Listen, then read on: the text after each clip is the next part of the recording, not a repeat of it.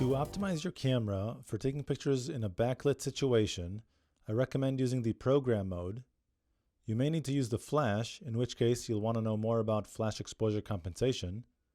You might want to set the spot meter, set the ISO, the white balance, and you may just need to set the dynamic range correction. Let's go ahead and get started by setting the program mode. Turn the mode dial to the letter P. Much like the auto mode, the program mode will set both the shutter speed and the aperture for you for a proper exposure. However, unlike the auto mode, this will give you control over things like ISO and white balance. In a backlit situation, what happens is you have a lot of light coming from behind the subject. The camera will then reduce the exposure, thinking that it's exposing for that amount of light.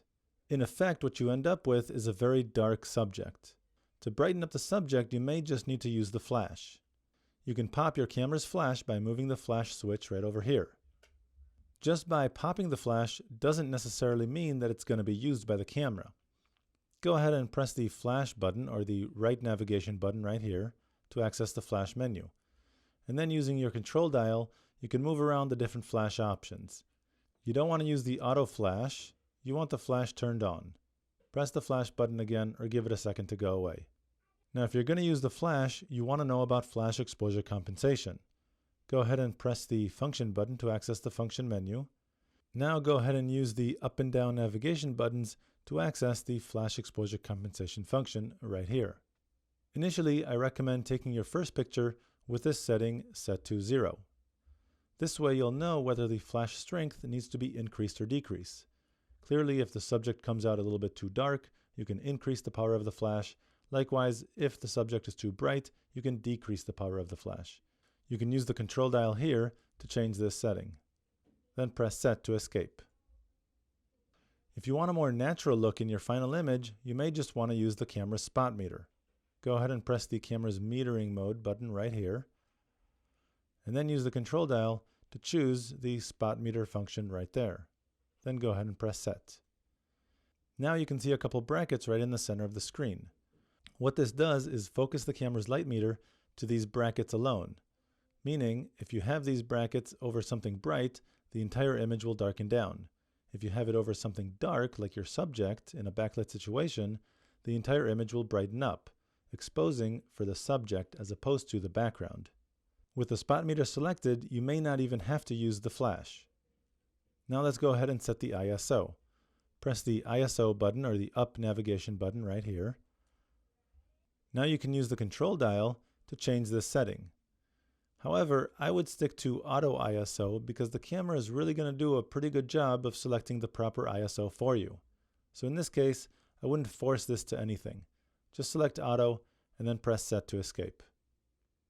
Now let's go ahead and set the camera's white balance. Press the function button right here in the center to access the function menu, and again use the up and down navigation buttons to change this to the white balance function right here. Now use the control dial to move between the different white balance options.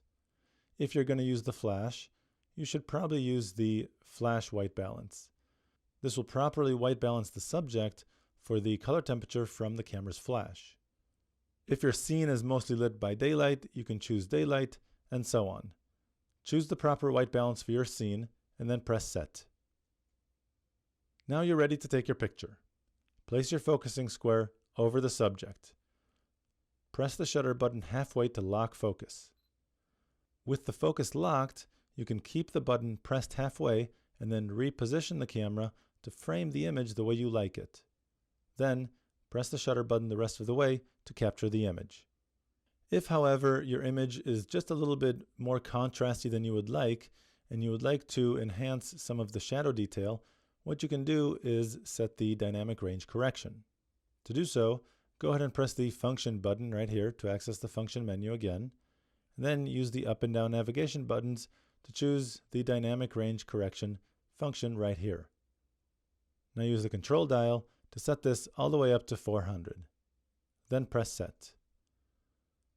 What this will do is try and get as much shadow detail as possible from your image. So dark subjects, like with backlit situations, will be a little bit brighter.